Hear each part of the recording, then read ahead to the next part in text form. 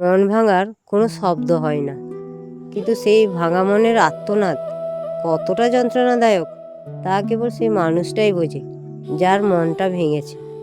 আমরা অনেক সময় এমন কিছু মানুষকে জীবনের চেয়েও বেশি ভালোবেসে ফেলি, যারা আমাদের ভালোবাসার যোগ্যই ছিল না।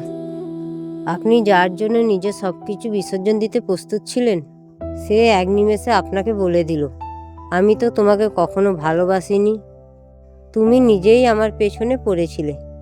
এই একটা বাক্য একটা জ্যান্ত মানুষকে ভেতর ভেতর মেরেই ফেলে। কান্না করলেই যদি মানুষ ফিরে আসতো, তবে এই পৃথিবীর কোনো ভালোবাসার গল্পই অধরা থাকতো না। যে চলে গেছে তাকে বারবার ফোন করে, মেসেজ করে নিজের আত্মসম্মান সস্তা করবেন না।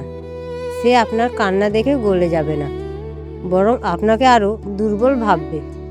যখন কেউ আপনাকে অবহেলা করে, তখন তার সাথে ঝগড়া করার চেয়ে বা নিজের ভালো মানুষই প্রমাণ করার চেয়ে সবচেয়ে বড় অস্ত্র হলো নীরবতা। আপনার এই নীরবতাই সামনের মানুষকে একদিন বুঝিয়ে দেবে যে সে জীবনে কত বড় একটা রত্ন হারিয়েছে। কারো চলে যাওয়ায় জীবন কখনো থমকে যায় না। কাঁচ ভেঙে গেলে যেমন জোড়া লাগানো যায় না, তেমনি বিশ্বাস আর মন একবার ভেঙে গেলে তার আগের মতো হয় না। এটা মেনে নিন যে সে আপনার ভাগ্যে ছিল না। নিজের চোখের জল মুছুন এবং উঠে দাঁড়ান। নিজেকে এতটাই ব্যস্ত করে তুলুন যাতে পুরনো স্মৃতির আপনার মনে ঢোকার কোনো রাস্তাই না থাকে। আজ যে আপনাকে কাঁদিয়ে চলে গেছে, একদিন সেও কারো কাছে অবহেলিত হবে। এটাই জীবনের নিয়ম। নিজের যত্ন নিন, নিজেকে ভালোবাসুন।